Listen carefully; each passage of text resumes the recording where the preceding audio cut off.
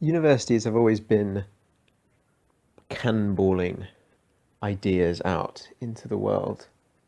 And I think this whole Jordan Peterson thing, the whole Russell Brand, everyone interested in bigger intellectual debates, that has stemmed because ideas have come out of the university in the past few decades and they've really made an impact.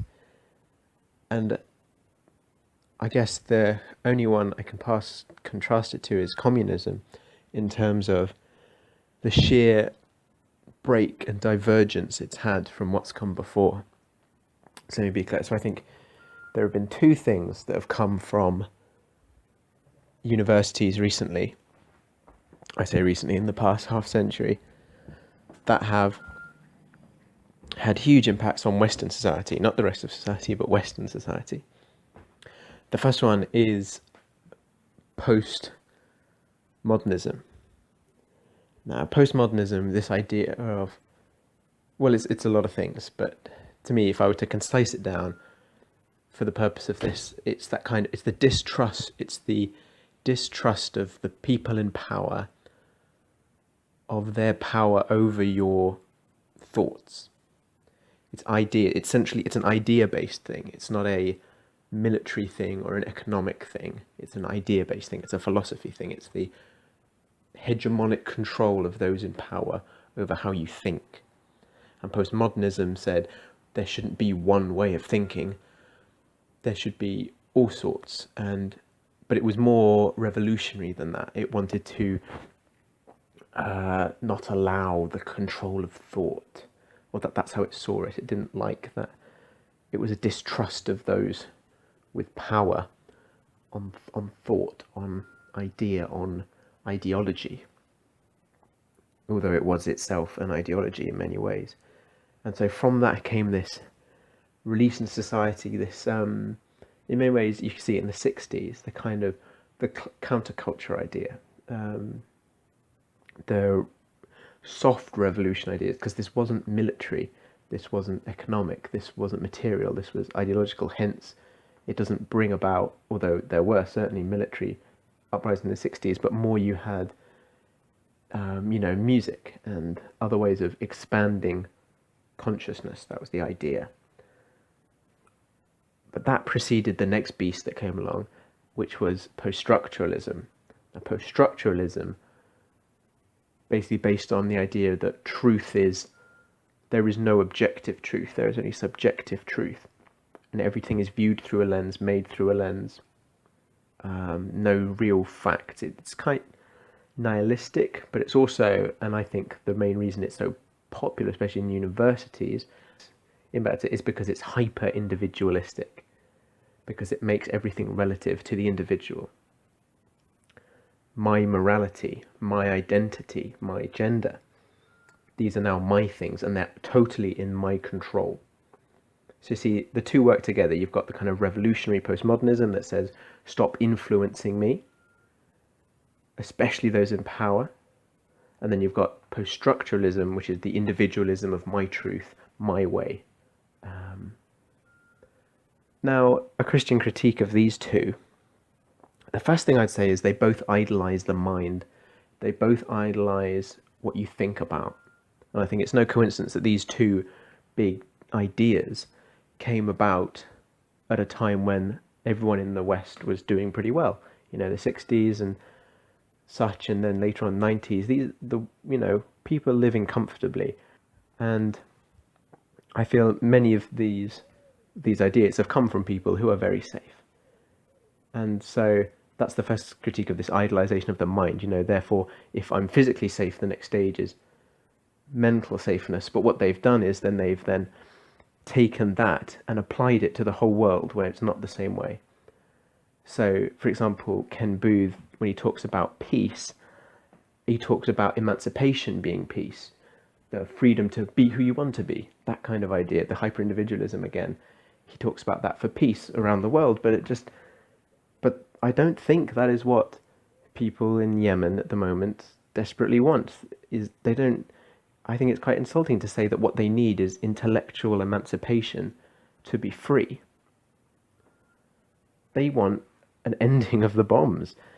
They want food, they want medicine. That's their peace. That's, they've totally neglected the physical side. It's almost like the Greek philosophy in the way. It's almost we've gone back to that idea of the physical is bad. So let's think about the intellectual. The physical is kind of meaningless. But that is not the Christian way of thinking. The Christian way of thinking is that the physical does matter.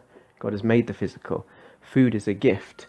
Physical war is, it is wrong, and it will be stopped, and it matters. So it's neglected the physical, it's idolized the mind, and it's made we are now the masters because it's totally self-sufficient. That's why it's hyper-individualistic. It's me, I can make up my mind for myself. I don't need anyone else's help. So it's the idolization of the self. I will sort this all out for myself. I don't need people to teach me. I will figure it out for myself. I'll figure out who I am for myself. So it idolizes the self. And especially with the revolutionary-esque part of postmodernism, which is what we're seeing now in the West, where, with the whole kind of, you can't say this, you can't say that, the kind of shutting down of once very common ideas about homosexuality or gender or things like that, it's fighting the power, it's those. And so but all it's done is just kind of flip the power so that, these ideas in government now, if you cannot say this, you cannot, I don't know, wear a cross to work, or all that's happened is it's flipped. Now the postmodernists have the power, which is something they should never have had. You see the total irony? The revolutionary anti-power, because they can control you, are trying to control the thoughts of people. You cannot think this, you cannot think that, that's bigoted, and particularly the use of backward and kind of unenlightened. They love that because of this idolization of the mind. If you don't think like us, well, your mind is not enlightened, you are behind, you are, they use that as the discreditation. It's not what you think, it's the fact that what you think is so outdated, you're not enlightened, your mind hasn't come as far. Again, very bizarre, that kind of thinking. And particularly because they claim that was the problem with what the modernists were doing, say in the British Empire or in colonial times. They say, the people went in there and they disrespected the indigenous people's culture and they forced their own views on them. They don't say that the indigenous people were backward. They wouldn't call them that. And I don't, maybe they weren't, it's a subjective term, but the point is, don't you see that they are now calling anyone who doesn't agree with them backward? So they are doing what they claim the colonialists did and failing to see the hypocrisy or the irony. And so what Christianity would say about that, what Jesus would say about this, is that it's not about self-enlightenment. It is about his enlightenment. Christ is the light by which we understand the world. Christ is the truth. I am the way, the truth, the life. He is the truth, and he can be known. He can be known by people inside university and out. You don't need to be particularly intellectually enlightened. And while you should question those with power, absolutely, and you should question how they make you think, that is a Christian way of thinking, but not because nothing is true and because I want to make it true. You should question what they think because are they showing what is good? Are they doing what is good? The reason why we're so angry at Trump is not because, it's not because he's making us think certain ways. It's because we don't like the things he's saying. We don't think they're morally right. We don't like the things he's morally doing, and that's right.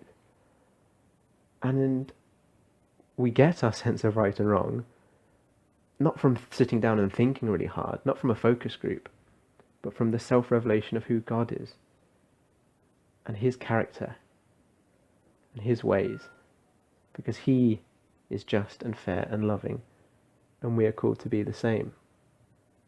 That is how we know what's good and wrong. So yes, we do question the powerful and how they would have us think. Absolutely, and that's what I'm doing now. Because I challenge that what they say is good. because I believe that good starts with God.